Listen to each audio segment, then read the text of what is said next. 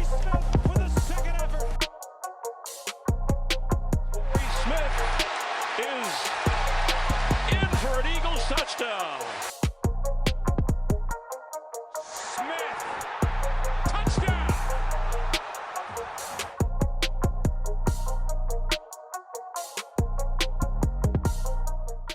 Welcome back for another episode of Trending Thoughts. I'm your host, Torrey Smith, and I'm excited about this one. Football season is back.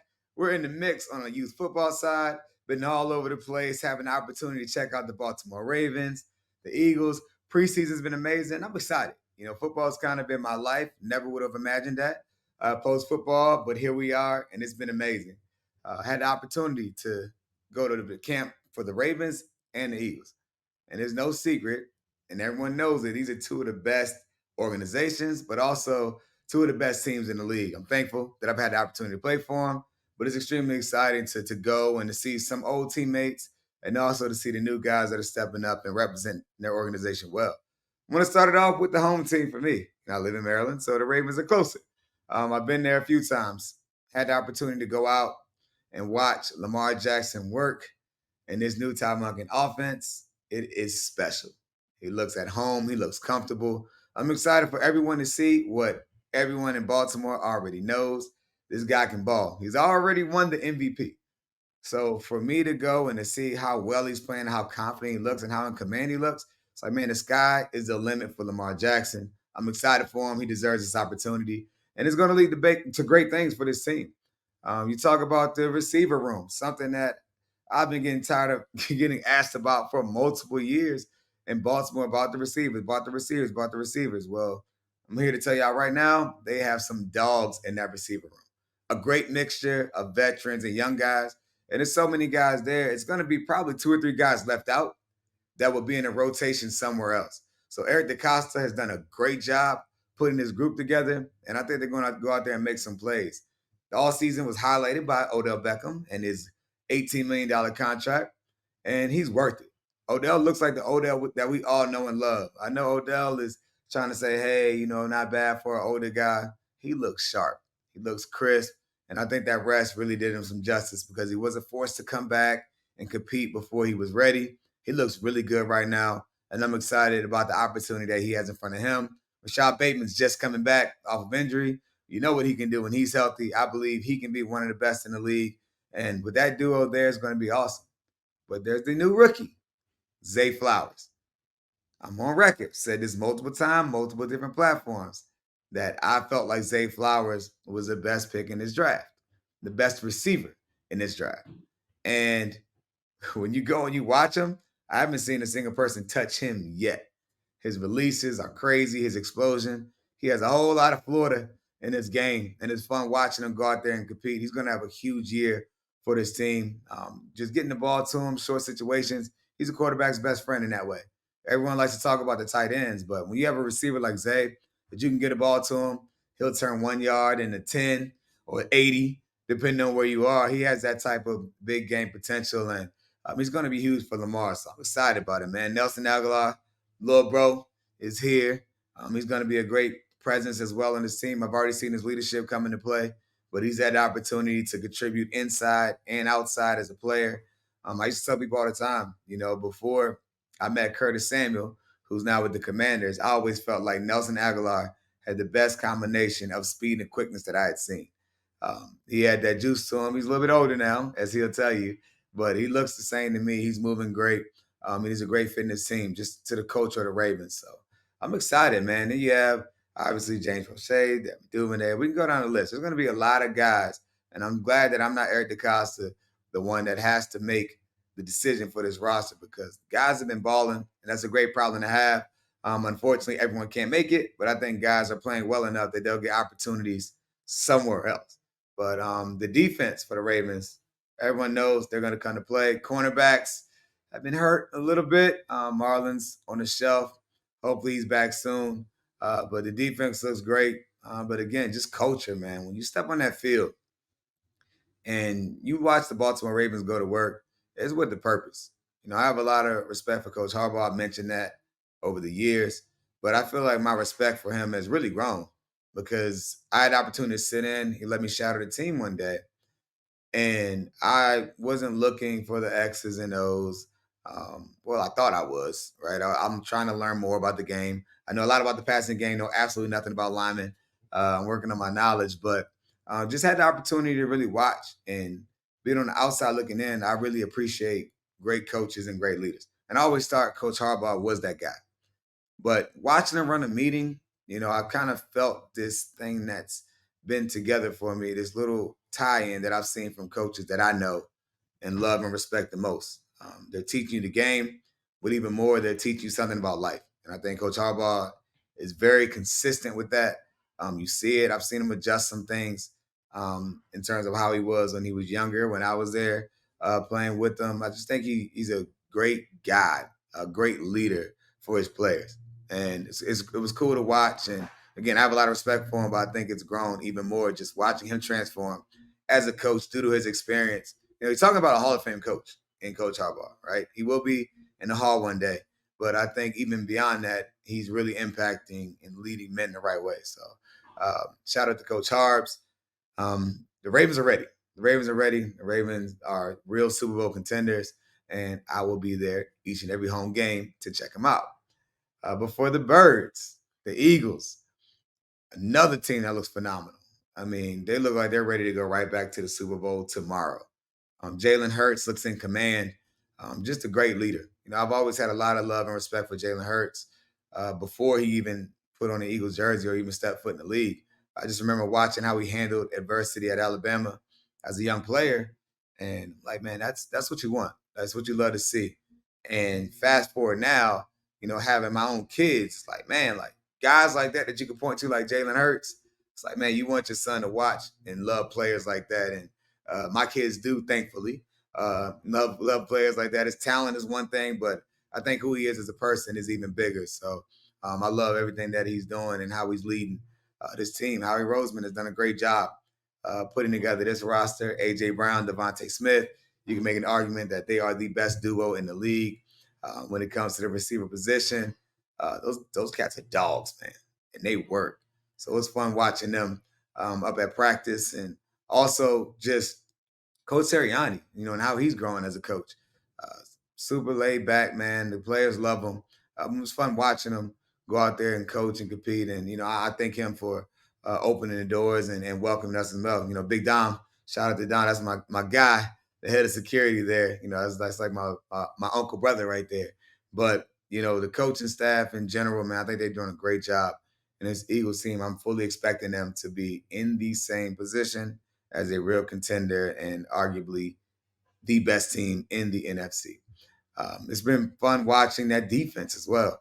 And that defensive line, I don't think y'all really understand what it looks like. I think the league is going to be in for a shock when they watch how fast and really how deep the depth chart is really on that defensive line position. They have guys flying all over the place. I mean, Fletcher Cox is down 10 pounds, looking great, phenomenal. Can't wait to watch him go out there and ball. But the Eagles look really good, man. Look really good. So if you're a Birds fan, you should be excited about it. I mean, defense guys are flying around. Slade's back, Bradbury's back. Those guys are, helping to anchor and lead that defense. And I think it's only going to get better in year two. So I'm excited to go watch them as well. It's going to be a fun time. But luckily for me, I tell people all the time, if you can look behind me, you see my favorite teams. See the 49ers back there, the Panthers, the Ravens, the Eagles, the Terps, of course. But ball is here. Football is here, and I'm all in on everything. My Terps are great. Haven't made the camp yet, but my Terps are great as well. Coach Locks, love what he's doing. I love that how confident he is in his team and where they're building. I'm at basically every Terps home game as well, so I'm excited to watch them as well. But football is here, man. Football is here, and because of that, have a great conversation around development that's been really from the pro level to the youth level, a conversation that's been heavy in rooms that I've been in over the past couple of weeks. Top of the list right now is Trey Lance. Everyone's talking about the quarterback position in San Francisco. What does it mean? Do you trade him? Do you keep him? Is he the guy? I think it's clear, and the 49ers in their communication, they've been very clear that Brock Purdy is their guy. And that's okay. right? I love and respect that they're comfortable naming a guy that they truly believe is the best for their team right now to lead, regardless of how much he's paid or where he was picked. Because sometimes teams make decisions based on their finances, but the 49ers are making decisions that are best for their team to win. A lot of people say they do that, but they really don't. And I think that says a lot about them and what they're trying to build to. And honestly, I agree with it. I think Brock Purdy looked great last year for this team. Right? You're talking about a system with Kyle Shanahan where you don't have to be a hero, right? Do your job, know your reads, make the clean throws. I feel like it has to be the most quarterback friendly offense ever because guys are running wide open. Just do your job. And you have weapons out there. One of my favorite players, George Kittle, love him to death. Doesn't hurt to have him on your team, as well as Christian McCaffrey, one of my favorite teammates ever. All right, there are a bunch of talented guys on that team. And to have a quarterback that they're comfortable with has been really up and down for some years here now. But I think they're really in a good spot at the quarterback position. And for Trey Lance, his development hasn't happened as fast as people would have liked for him to develop. But honestly, that comes with time and reps. And right now, he doesn't have the time or the reps because they found their quarterback. And I think the best thing for him right now is to go somewhere else where he can develop. And the 49ers, I think they understand right now they're not getting those 3 first-round picks back. They probably won't even get a first-round pick for him in general, right? He's still a project at this point, but he's a project that I believe has a lot of potential. So you can get him at a team that maybe has an older quarterback there, and he can develop behind them and learn behind them. Eventually, his time may come where he can get thrown into the fire. I think right now he's just in a spot where it doesn't make sense to keep him. I think it's easy to make the argument as a 49ers fan that, hey, guys have been getting hurt each and every year. We need to keep him. We already are under control salary cap wise. It's not hurting anything. Let's just make it through the season. But I think for him, it's really going to be a tough mental space to sit there to be the backup when you've had dreams of being the franchise guy. Whether he was there or not, I think that's an argument in itself. Every player is drafted at a spot. You don't necessarily develop and happen overnight for every player. Every player's journey isn't the same. But I think for Trey Lance, he needs to go somewhere where he can sit behind someone, he can develop, he can get those reps, and he can grow. And then when his time comes to be thrown into the fire, he can really develop. I think we have to be honest about where this decision was made. It's very easy to say, oh man, the 49ers shouldn't have drafted him. Everyone's a genius when a first round quarterback doesn't work out. The majority of the time, first round quarterbacks don't work out, right? Like for that particular team. But it doesn't mean that he's done or he's a dud or he's a bust. I'm not buying that until he has the opportunity to really prove it. Injuries have been in the way. A quarterback that's done a great job has been in the way. A lot of people earn their spots when someone gets hurt. That's just how this business works. And he was on the short end of the stick this time. But hopefully he's traded somewhere where he can go, he can develop, and truly feel like he has a path and a real opportunity. Because right now, it seems like this is not even it seems. This is Brock Purdy's team. And it's his opportunity to go out there and get healthy and play. And Trey Lance at this point is just a backup with potential. And the team, it's best for them to get rid of him now so they don't have to deal with folks in the media talking about, oh, what's going on with Trey Lance and why isn't he in the game? Or you guys wasted all these picks. Just cut the weight now, get the media junk out the way and get on to the real thing. Life goes on. No one's perfect, and we'll see what happens. 49ers are clearly in a great spot as a team. Could have very easily have gone to the Super Bowl last year if Purdy were healthy. So that's one of those things where you got to live and learn and see what happens this year around. But I'm excited for 3 of the 4 teams that I had the opportunity to play with. Carolina as well. Bryce Young, shout out to him, great guy. Coach Tepper and what they're doing down there with the Panthers. We'll see how they are. I haven't been down there to see what Coach Frank Reich is doing, but I know Coach Frank knows what he's doing. And he has a great team around him with Coach Caldwell, a lot of men that I love and respect. So I can't wait to sneak down to Carolina as well and check those boys out. But while we're talking about development, it's been mentioned that it's been a conversation in every room, but I coach football, youth football, basically 4 nights a week. And that's what you're doing. You're developing young men. And some decisions have been made here recently in our organization, the East Howard County Jaguars, where sometimes there's an American team and a national team, or an A team and a B team, however you want to say it. wherever you are, right? There's one team that plays against higher level competition, and there's one team that plays a step below. Why? It's for development. And I didn't realize how hard of a conversation it is for parents to have when it comes to picking where your child should be, because it's made by the coaches, right? The coaches in our organization determine what they think is best for the child or what's best for the organization. And sometimes it's not the result that people want because their friends are on one team or everyone wants to play on the better team. That's just how it works. And I feel like I've been able to kind of be on both sides of that spectrum. And it's tough. I've never was in a position as a coach where I really kind of had to separate teams and really until really this year. Our 707 organization, level 82, had to make some tough decisions. We had to cut kids because we can't carry 400 kids, right? And when it comes to certain rosters, our older team, we had to decide, hey, who's ready to play right now? Who needs to develop a little bit more? And it's not easy. It's not easy. As much as I've lived it, I've been cut from an NFL team. I've been traded from an NFL team.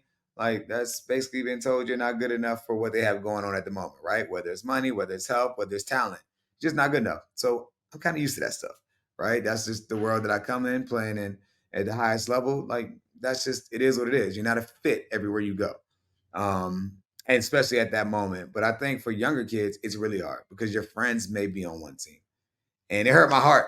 We had to do that for a couple of our kids this year for tackle football, but I know it's best for their development, and it ended up being a numbers thing for our organization as well. So I know there are a lot of parents that are dealing with that at home. They're upset that their child's not on a particular team, maybe the better team, but you have to remember what's the ultimate goal. Is the goal to be on this great team, this high level team, and not play? Or is the goal to develop? And you can develop without playing at the highest level, right? The number one way to develop is to play. Talk about Trey Lance. The number one way for him to develop is to play. The number one way for your child at youth football to develop is to play. And if you're on a team where you're not getting playing time, it's kind of hard to develop, right? Unless your coaches are doing a great job of im- implementing things in practice and individual drills that are helping you grow and develop, which is something I think personally that our team does a really good job with. So we are able to see guys grow that may not play as much, but every team isn't like that, and you have to try to find that best fit. I think as long as people know that the number one goal is to develop, and it looks differently for every child, then you'll be in an okay space. Because I know for myself, this may come as a shock to some people, but I didn't play varsity my freshman year. Now, I'm gonna be honest, it wasn't because of talent. My mom wouldn't let me play because she said I was too small. So she wouldn't let me play varsity football. But so you think, oh, the next steps, well, you're too small for that, so you can play JV. I didn't play JV. I played freshman football. I remember Coach Roger Pierce calling me into the office and saying, hey, we want to call your mom down. She's coming from work and we want to get you on the varsity team. My mom walks in to the office and she's all excited, like, oh yeah, that's fine. He can play varsity. He can play varsity. Excuse me.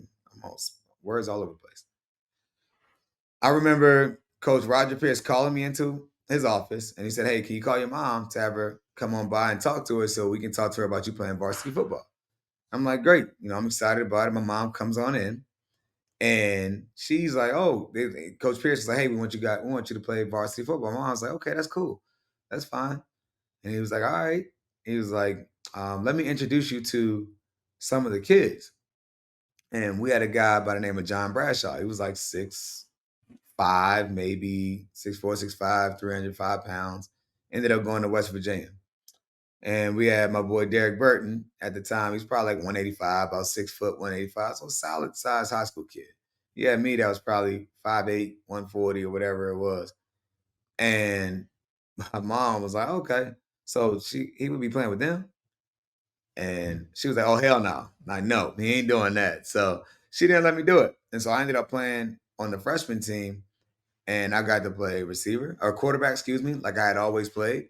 I had the opportunity to play receiver, and I was able to punt return and the kick return. I played more than I probably would have on the varsity team, but my reps were able to develop me versus being on the field and just playing against better competition. I think there's a place for that, and I think it can be valuable. But I'm a firm believer, and the best way to develop is to get reps, and that was huge for me. And it isn't just about high school, right? There are a lot of people right now in college, high school that are running on the scout team. I actually saw a really cool video that Matt Rule had put out explaining the importance of the scout team. He had all of his starters come out on offense. And he said, if you're a senior, leave.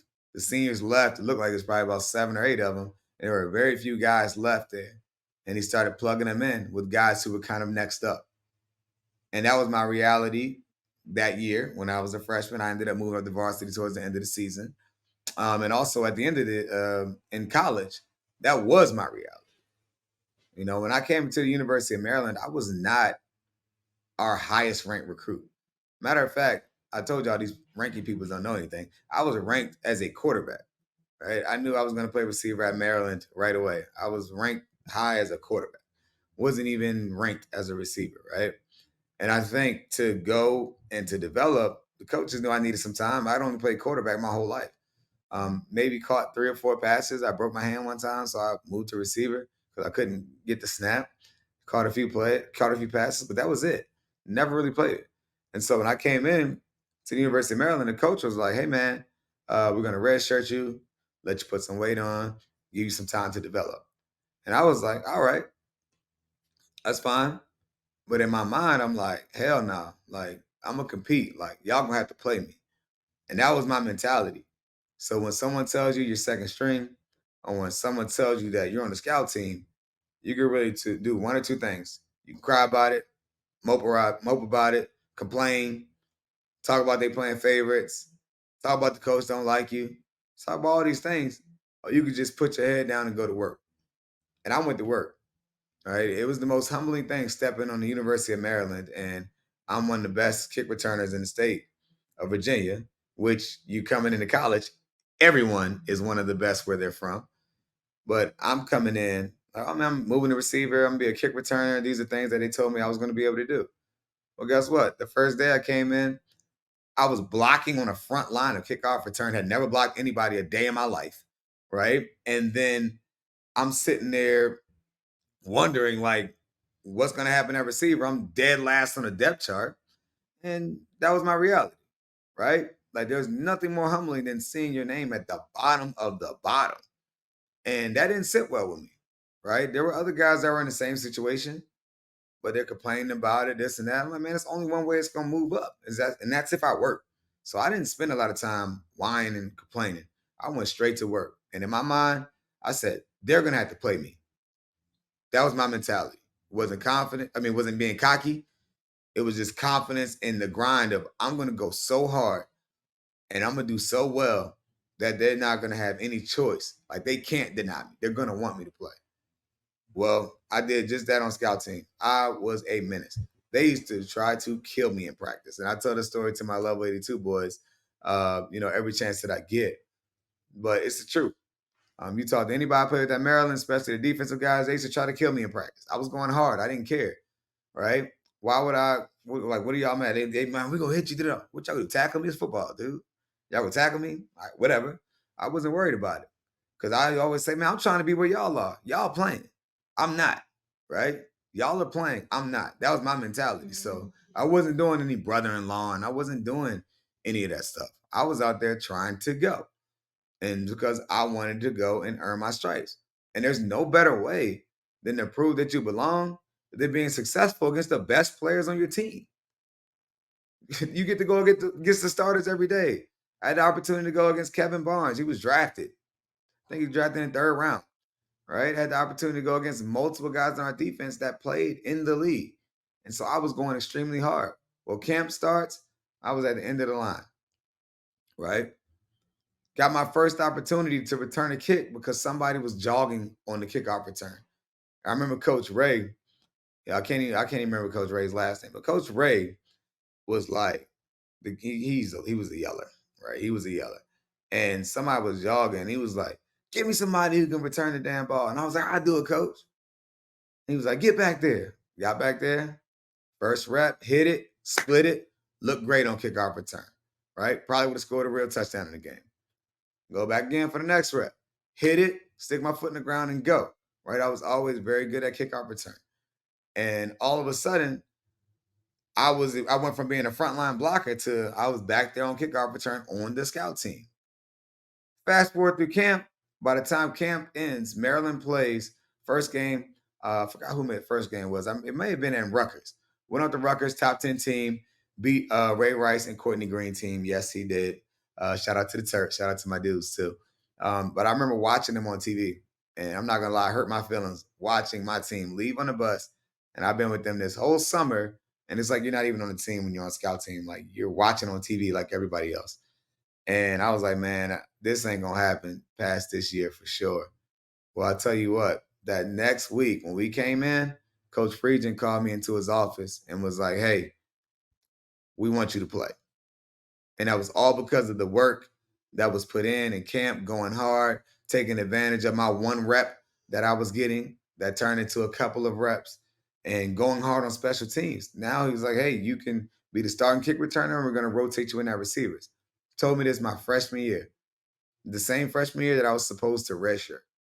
And Coach Friedgen gave me the opportunity to go home and to talk to my mom about it and to talk to my high school coach about it.